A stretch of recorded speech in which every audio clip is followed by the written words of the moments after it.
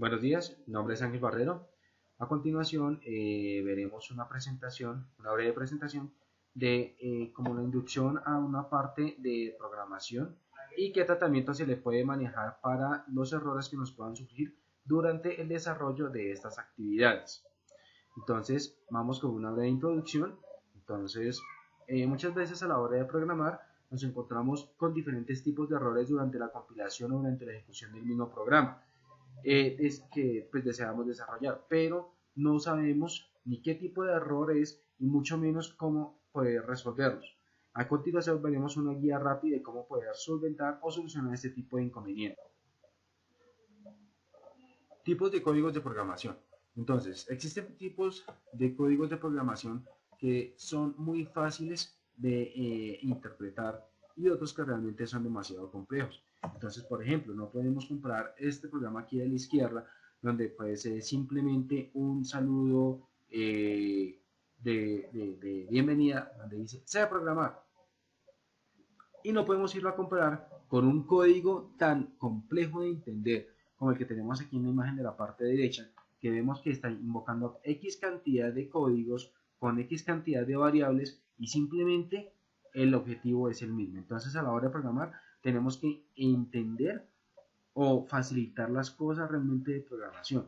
Puede que estos códigos lo entiendan personas que ya manejan un ámbito de programación demasiado avanzado, pero para nosotros que somos principiantes lo mejor es irnos por lo más básico y lo más entendible. Veamos ahora lo que es el código limpio. Código limpio es algo que sea fácil de entender para la persona que está leyendo. Se puede decir que la actividad de programación se basa en un 80% de lectura y un 20% de solamente está describiendo lo que son las líneas de ejecución de código limpio, básicamente. Continuando con el ejemplo, entonces no podemos ir a decir, como por ejemplo vemos acá en este código, eh, que por ejemplo si L es igual a correcto, entonces X más más motor interno hacer cosa X. Eso es un tema realmente complejo, no podemos ir no podemos partir de que para el entendimiento humano esto sea una fácil captación de la idea que te intentamos promulgar o dar a entender al auditorio, o pues en este caso a la persona que está programando. Entonces, veámoslo de una manera como más sencilla. Entonces, por ejemplo, en el segundo ejemplo que vemos acá, dice, eh, si L es igual a verdadero, entonces X más más motor interno hacer cosa. Entonces aquí lo que estamos viendo es que va a llevar a una variable que es motor interno los intentos.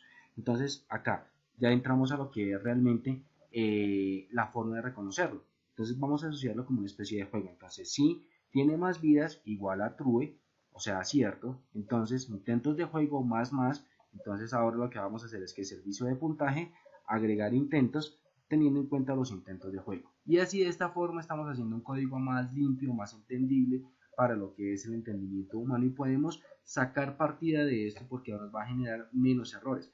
Asimismo nos puede generar algún tipo de error en el tiempo de ejecución, pero va a ser mucho más fácil de llegar a encontrar una solución con algo así más entendible. Asimismo, de repente podemos llegar a pensar de que, o sea, esto es un juego, tiene un sistema de vidas que las va contando, se las va a ir llevando a un arreglo.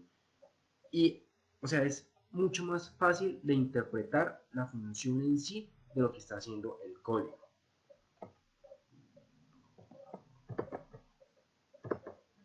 Acá con esto podemos ver cómo es, qué tan importante es hacer un código limpio. Hay una gran diferencia entre dejar una sola instrucción así sin nada, básica, sin funciones que recomienden algo, a un código que realmente está un poco más entendible, más aterrizado a la realidad, que nos está llamando funciones mucho más fáciles de entender. Esto es el código limpio. Y hay un código mucho más limpio que es casi puro, y este es el que ya podemos colocar con comentarios, pero no es que cada línea que vayamos comentando, que vayamos colocando, le vamos colocando un comentario, como por ejemplo hola y aquí decimos hola, no, las funciones más básicas le vamos a colocar un código no, sino un comentario que sea fácil de interpretar, o sea, por ejemplo, que está haciendo una suma, entonces comentaríamos, esta suma hace tal y tal y tal y tal cosa y se la lleva a tal y tal y tal variable. Si vamos a colocar algún tipo de comentariedad para todas las instrucciones, ya esto se va a hacer código, pero ya para realmente personas que no tienen nada que ver con programación. Lo que estamos haciendo es programando, pero asimismo estamos creando un instructivo a esta persona. Entonces, para personas que ya tienen algo de conocimiento en programación, entonces esta es como una forma, como comentarios básicos a las funciones de vital importancia que tienen afectación sobre el programa. Otra parte importante, pues ya vimos lo que es la fase de programación. Ahora vamos a ver lo que es la fase de los errores. Entonces, para este tipo de errores debemos tener siempre control de versiones, o más conocido pues en el mundo de la programación como HIT. Todo tipo de control de versiones nos va a permitir como aprender de dónde fue que nos surgió tal falla. Entonces, si tenemos este tipo de control de versiones, podemos identificar fácilmente en qué momento fue en que fallamos, cómo lo superamos o lo subsanamos, y a partir de ahí, qué otro tipo de error se nos está presentando. Es como una manera más organizada de poder llegar a programar. Si no tenemos un control de versiones, simplemente en el momento que se nos genere algún error, nos va a tocar devolvernos hasta un principio para volver a identificar dónde fue que se nos presentó la falla. Entonces, con un control de versiones vamos a tener todo de una manera más centralizada, qué se hizo en tal fecha, con tal cambio, qué surgió a partir de ese cambio, qué error se puede presentar, y podemos ir a trabajar básicamente y más rápido este error que se nos llegó a presentar. Todo enfocado hacia la parte de la línea de comandos. Pues tenemos que tener control sobre la línea de comandos, básicamente pues en Java, como lo hemos venido desarrollando a lo largo de la materia. Entonces, con la línea de comandos podemos identificar fácilmente, a medida que lo vamos compilando, vamos identificando qué error se va presentando, en qué momento se está saliendo todo esto. Luego de esta parte de comandos, pues ya sí venimos aquí al control de versiones, pues como para tenerlo más identificado. Como toda parte de control de versiones, tenemos un working directory, o es el área de trabajo más conocidamente. Allí es donde vamos a tener alojado todo lo que es el código. Primero pues no vamos a montarlo como tal en un servidor público, ya producción ni nada, sino es como una área básica donde vamos a ir desarrollando. Luego de esto, un staging area o servidor realmente como de pruebas. Allí vamos a tener montados y tenemos como cliente servidor, pero todo esto es enfocado a la parte de pruebas. Local repo, este es el repositorio local donde vamos a estar como alojando todas las salidas o lo que resulte de nuestro código. Y como tal, el remote repo, que es el repositorio remoto. Allí vamos a tener como un servidor de salida donde vamos a tener pues alojada información importante de nuestro proyecto. Pues en este caso es como los 4 pilares en cuanto a la parte de control de versiones, pues con sus respectivos comandos, pues de add, comment, push, pull, checkout, merge. Pues es como la parte de intercambio de información que vaya desde mi repositorio hacia el servidor, luego del servidor a la salida, luego la salida donde va a alojar la salida, y luego que me traiga otra vez todos los resultados hacia mi área de trabajo o working directory. Esto es básicamente lo que vamos a manejar con lo que es el control de versiones. Ahora veamos los tipos de error. Entonces, tenemos errores de sintaxis. Son errores de código fuente, pueden deberse a palabras reservadas o mal escritas, palabras reservadas del sistema. Se enfoca en esto, que ya estén incluidas en el mismo kernel del sistema operativo o dentro de la misma consola como depuración del mismo software. Expresiones erróneas o incompletas, variables que no son o no han sido declaradas. Errores de advertencia. Son errores pero no lo suficientemente graves para impedir la generación del código abierto. Errores de enlazado. Normalmente se refieren a funciones que no están definidas en ninguno de los ficheros objetos ni en las bibliotecas. Errores de ejecución. Normalmente no obtendremos mensajes de error muy específicos, o incluso puede que no obtengamos ningún error, sino que simplemente el programa terminará inesperadamente. Otros que son los errores de diseño. Si nos hemos equivocado en el diseño del algoritmo, no habrá ningún programa que nos pueda ayudar a corregirlos, pues es imposible que un programa pueda determinar qué es lo que estábamos tratando de conseguir. Aquí en esta parte son los más comúnmente conocidos como los debuggers o depuradores. Veamos ahora la lista de los errores más comunes que se presentan durante las fases de desarrollo. Entre los principales errores más comúnmente conocidos encontramos los siguientes.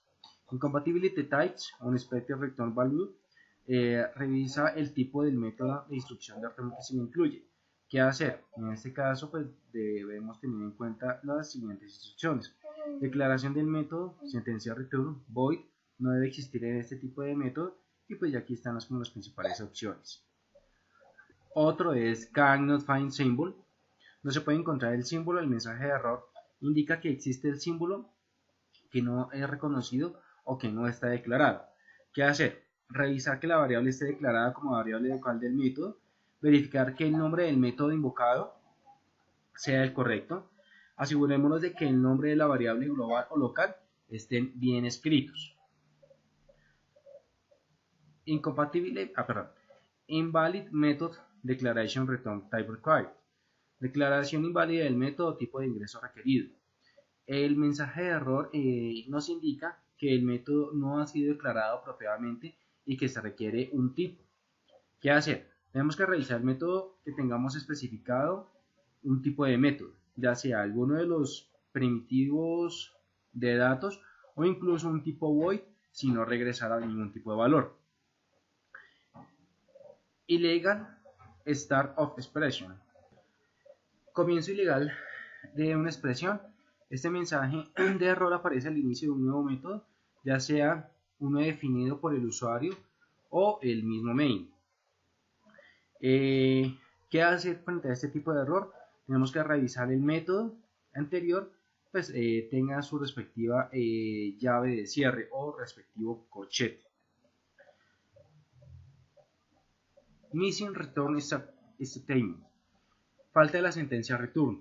Este error se genera simplemente porque se ha olvidado la sentencia return, la cual es obligatoria de los métodos de tipo int, char, float, double y boolean. Además, cualquier tipo definido por el usuario. ¿Qué debemos hacer? Tenemos que asegurarnos que, si el método no es de tipo void, exista la sentencia por lo menos return. Class, interface, or unexpected. Se esperaba class, interfaz o none. El mensaje explica que se esperaba el inicio de una clase, interfase o enumeración en esa parte de código. ¿Qué debemos hacer? Tenemos que revisar que el método anterior no sobre una llave de cierre o algún tipo de corchete. Esta es como la manera más práctica de manejar errores en cuanto a la parte de código de programación. Espero pues que haya sido un poco entendible para el desarrollo de la actividad profesional. Muchas gracias y pues hasta una próxima oportunidad. Muy amable.